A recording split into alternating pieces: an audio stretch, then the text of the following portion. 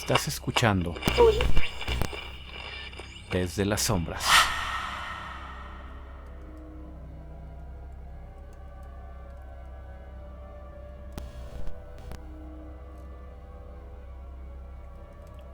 La luz del amanecer comenzó a expandirse lentamente por la habitación. Primero fue un resplandor tenue. Luego los rayos del sol atravesaron el cristal con más fuerza, empujando la penumbra hacia los rincones, revelando el desastre. Las botellas vacías, el vino derramado, la sangre seca, y a Giovanni destrozado en medio de todo. La luz tocó también a las figuras, a sus padres. Y entonces ocurrió. Sus contornos comenzaron a perder forma, como si el aire los estuviera deshaciendo, como si fueran de humo. Primero los bordes de sus cuerpos se volvieron difusos, luego sus rostros, aún cargados de esa tristeza insoportable, comenzaron a diluirse lentamente. Giovanni los observó sin moverse, sin respirar. No desaparecieron de golpe. Se fueron desvaneciendo poco a poco, como si el día no pudiera tolerar su presencia, como si la luz reclamara lo que la noche había permitido, hasta que no quedó nada, solo el vacío, solo la habitación, solo él. Giovanni cerró los ojos, exhaló, y entonces se levantó de golpe, como si algo dentro de él hubiera cambiado otra vez. Se limpió las manos con lo primero que encontró, se quitó la camisa manchada, se enjuagó torpemente en un recipiente con agua fría. La sangre seguía ahí, pero ya no era tan visible. No le importaba, no en ese momento. Tomó su abrigo y salió corriendo. El aire frío de la mañana golpeó su rostro mientras atravesaba el pueblo. Sus pasos eran rápidos, torpes, urgentes. Solo había una cosa en su mente: Miriam. Cuando llegó a la casa, su pecho subía y bajaba con violencia. Golpeó la puerta. Una vez, dos. La madre de Miriam abrió, y al verlo, sonrió. Giovanni se quedó inmóvil. Despertó, dijo la mujer con una emoción contenida. Muy temprano, con hambre. El mundo se detuvo. Giovanni sintió que algo dentro de él se quebraba, pero esta vez no era de dolor. Entró casi sin pedir permiso y la vio, sentada a la mesa. Miriam, pálida aún, pero viva, despierta y comiendo. Lentamente, con apetito, como si su cuerpo estuviera recuperando algo que le había sido arrebatado. Cuando levantó la mirada y lo vio, sonrió. ¿Viniste? La voz era débil, pero era su voz. Giovanni sintió que los ojos se le llenaban de lágrimas. Se acercó lentamente. Cada paso parecía irreal, como si estuviera caminando dentro de un sueño. Se detuvo frente a ella, la observó, la respiración, el movimiento, la vida. Y entonces bajó la mirada, a sus manos, a los cortes, a las heridas abiertas que el cuchillo había dejado la noche anterior. El recuerdo volvió violento y claro, pero esta vez venía acompañado de algo más. Una idea, una sola. Funcionó. Giovanni apretó ligeramente los dedos. El dolor lo atravesó y aún así, por un instante pensó que tal vez había valido la pena. Las horas pasaron. El ambiente en la casa de Miriam cambió por completo. La tensión se transformó en alivio, en esperanza. Su recuperación, aunque inexplicable, parecía real. Pero la calma no duró. El sonido de un caballo irrumpió en la quietud de la mañana. rápido, desesperado. Giovanni giró la cabeza. El sonido se detuvo frente a la casa. La puerta se abrió de golpe y Luca entró. Su rostro estaba desencajado, los ojos rojos, llenos de lágrimas. «Giovanni», dijo con la voz rota. Giovanni se quedó helado. Luca avanzó hacia él sin detenerse. «Hermano, anoche...» Intentó hablar, pero la voz se le quebró. Alguien entró a la casa. Las palabras salieron entrecortadas, desordenadas. Un ladrón, eso creemos», continuó. «Entró mientras todos dormíamos». Giovanni no podía moverse. «Y los atacó», susurró Luca. «A mamá y a papá». Su respiración se volvió errática. «Pero no se llevó nada». El silencio cayó como una losa. «Nada. No faltaba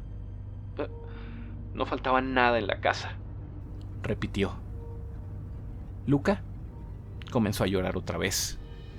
Un llanto profundo, desgarrado. Giovanni lo miraba, sin expresión, sin reacción. Notó que ya había una explicación. Una mentira perfecta. Un ladrón, un accidente. Una tragedia sin sentido. Y nadie jamás sabría la verdad. Excepto él y algo más.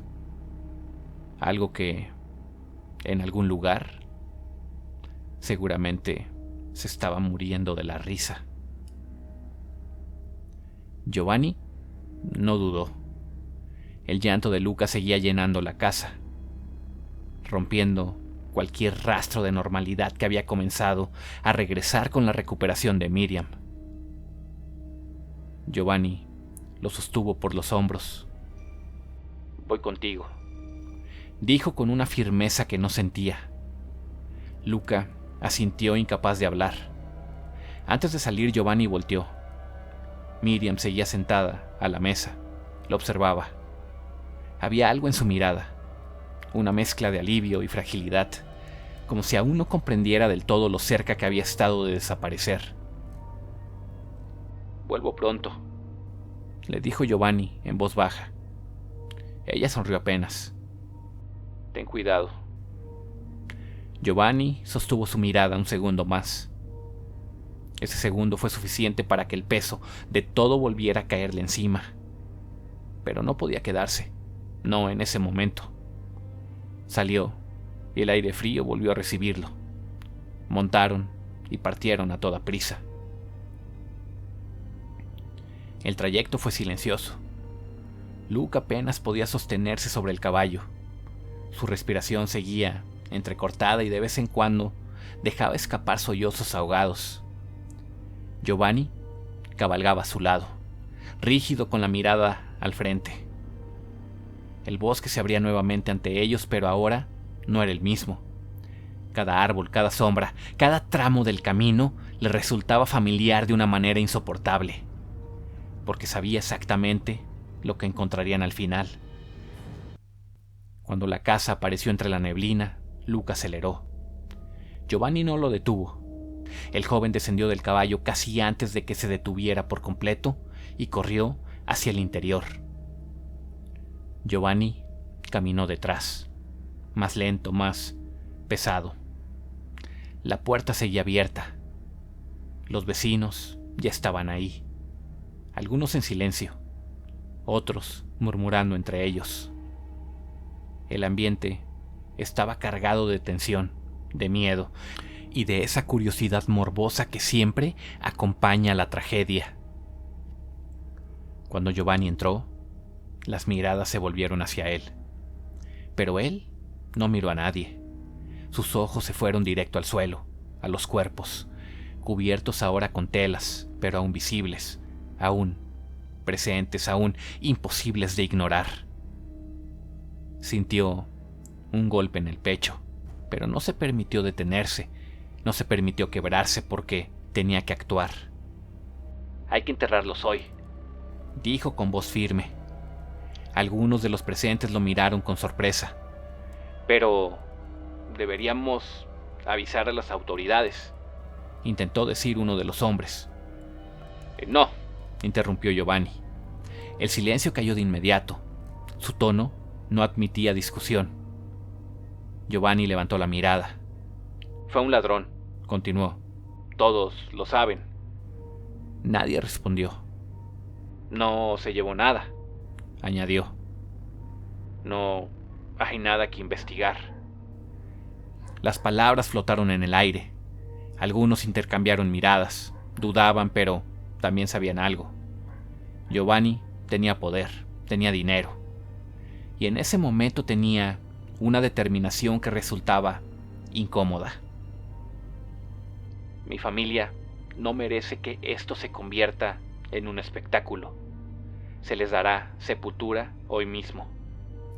Su voz bajó ligeramente, con dignidad. El argumento fue suficiente. Las dudas no desaparecieron, pero se hicieron más pequeñas. Los hombres comenzaron a asentir, poco a poco.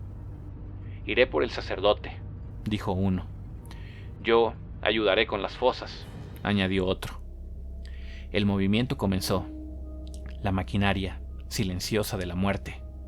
Rápida, eficiente, sin preguntas, sin pausas. Giovanni observó todo, dirigiendo, acelerando, evitando cualquier demora, cualquier conversación innecesaria.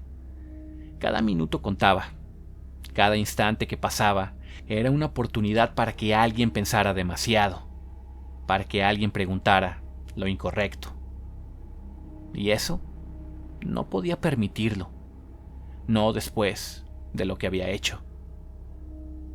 Luca permanecía a un lado, deshecho, roto, observando cómo la casa se llenaba de gente que entraba y salía, preparando todo para despedir a sus padres.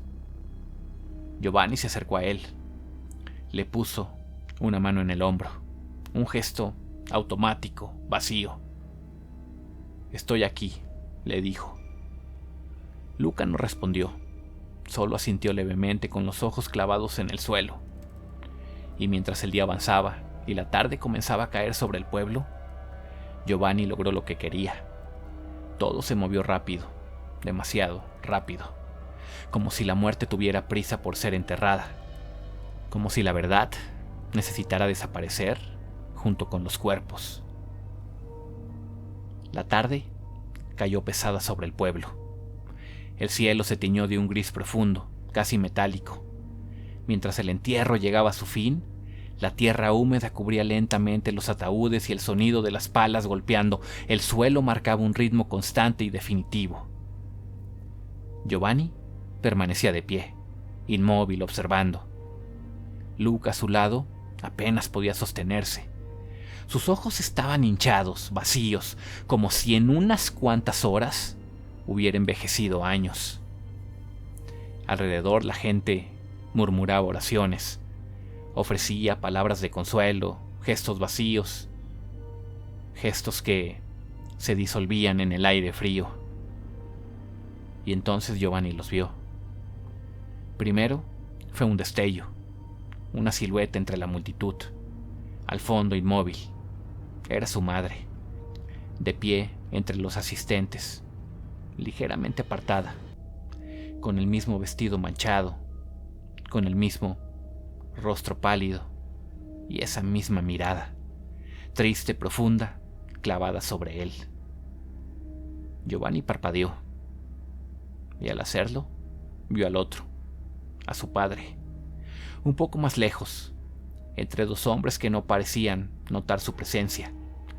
También lo observaba, sin moverse, sin decir nada. El corazón de Giovanni se aceleró. Desvió la mirada de inmediato, pero no sirvió de nada, porque cuando volvió a alzarla, seguían ahí, entre la gente, observándolo como si formaran parte del funeral, como si nunca se hubieran ido. Giovanni apretó los dientes. El sonido de la última palada de tierra marcó el final. El sacerdote murmuró las palabras finales. La gente comenzó a despedirse, pero las figuras no se movieron. Seguían ahí, esperando, vigilándolo. Cuando Giovanni llevó a Luca de regreso a la casa, el cielo ya estaba oscureciendo. El camino era silencioso, pesado. Luca no hablaba. Caminaba como un cuerpo sin dirección. Giovanni lo acompañaba, pero no podía concentrarse, porque cada vez que giraba ligeramente la cabeza, los veía, a la distancia entre los árboles, siguiéndolos. Su madre, su padre, apareciendo entre la niebla, desapareciendo, volviendo a surgir unos metros más adelante. Nunca demasiado cerca, nunca demasiado lejos, siempre presente, siempre observando. Cuando dejó a Luca dentro de la casa, Giovanni se quedó unos segundos más en la puerta, observándolo todo, frágil, roto, culpable. Luego se dio la vuelta y caminó de regreso, solo. La noche había caído por completo cuando llegó a su mansión. El interior estaba oscuro y silencioso, pero ya no era un silencio vacío. Era un silencio habitado.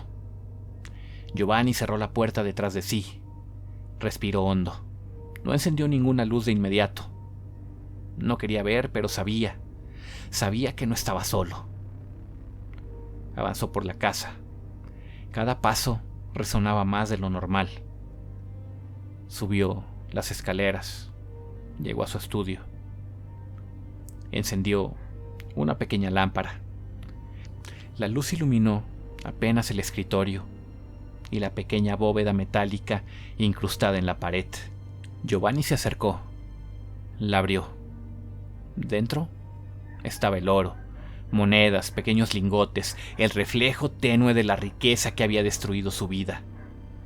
Giovanni sostuvo el cuchillo un momento más. Lo observó. La hoja aún conservaba manchas oscuras. Luego, sin decir nada, lo colocó dentro, junto al oro. Cerró la bóveda. El sonido metálico del seguro encajando fue seco, definitivo, como si estuviera guardando algo más que un objeto, como si estuviera sellando una parte de sí mismo. Subió a su habitación. La oscuridad lo recibió. No encendió la luz, pues no hacía falta. Ya podía sentirlos ahí, de pie, al fondo de todo. Sus padres, inertes, silenciosos, observándolo. Giovanni no dijo nada. No gritó, no intentó alejarlo, simplemente caminó hasta la cama. Se sentó y luego se recostó lentamente, de espaldas a ellos. Cerró los ojos, pero no para dormir, sino para no ver. El silencio llenó la habitación, pesado y denso, y mientras la noche avanzaba, las figuras no se movieron, no desaparecieron ni dijeron nada. Solo permanecieron ahí, de pie, acompañándolo, como un recordatorio eterno de que algunas decisiones no terminan nunca.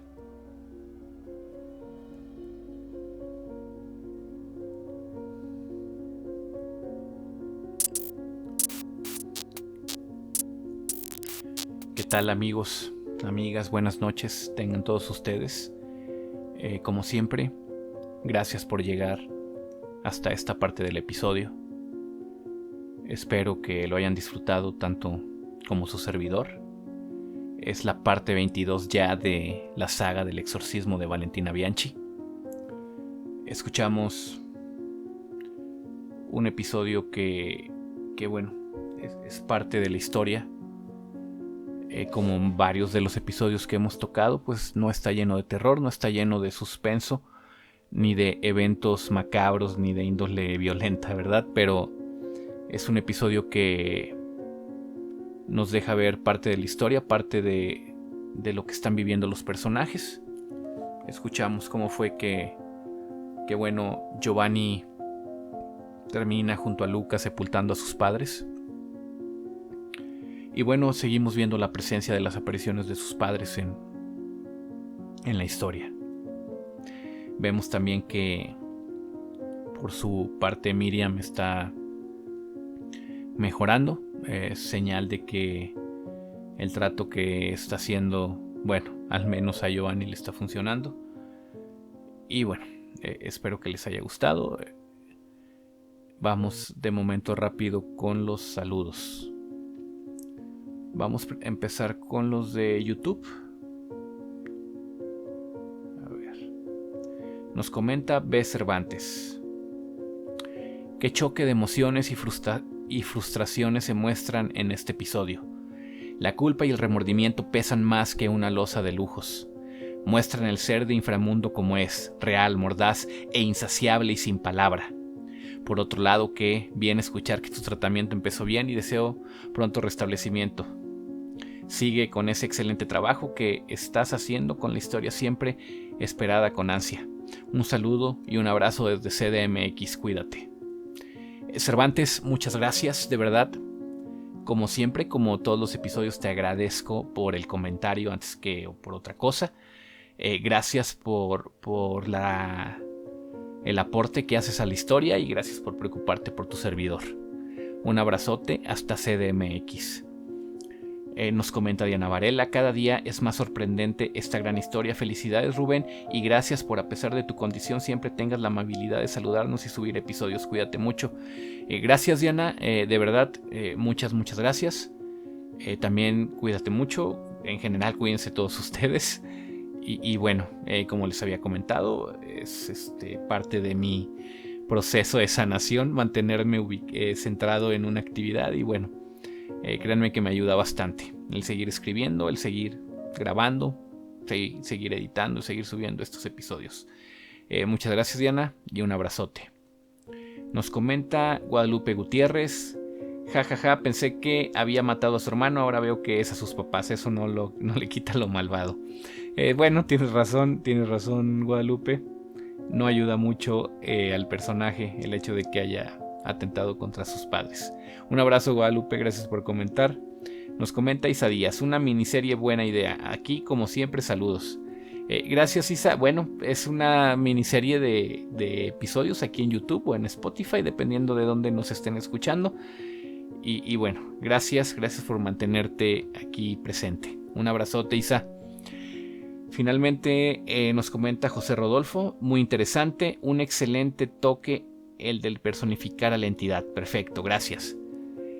Gracias, Rodolfo. Sí, es parte de la historia y bueno, pronto verán el por qué la entidad finalmente toma una forma humana. Creo que les va a gustar. Un abrazo, Rodolfo. Vamos a los saludos de Spotify. Nos comenta Diana Varela, la historia cada día más emocionante. Cuando pensamos que estaremos relajados, sale más terror. Saludos, Rubén, y ojalá ya estés mejor. Bendiciones. Gracias, Diana. Gracias por comentar. Gracias por tu aporte. Y bueno, sí, ya estamos un poquito mejor. Un abrazo. Nos comenta Márquez Lourdes, simplemente emocionante. Sigo sin palabras. Gracias y espero sigas mejor. Saludos. Gracias, Lourdes. Sí, como les decía, ya por ahí con un tratamiento que tuve mejoré un poco. Muchas gracias. Un abrazote, Lourdes. Finalmente nos comenta Kainset Phoenix, cada capítulo el misterio y suspenso aumenta cada vez más. Gracias, Kainset. Gracias por el aporte. Un saludo y un abrazo. Y bueno, hasta aquí llegaron los comentarios. Gracias a todos por tomarse la molestia de comentar. A quienes no, de verdad también muchas gracias. Como siempre les digo, entiendo que a veces el tiempo no da para estar haciendo comentarios. Gracias por mantenerse aquí pendientes del podcast. Gracias por escucharnos, gracias por llegar hasta esta parte de los episodios. Y bueno, sin más, les deseo que sigan teniendo una buena semana, una excelente semana. Hay que echarle ganas. Y bueno, sin más por el momento me despido. Recuerden, yo soy su amigo Rubén Vidales y esto fue desde las sombras.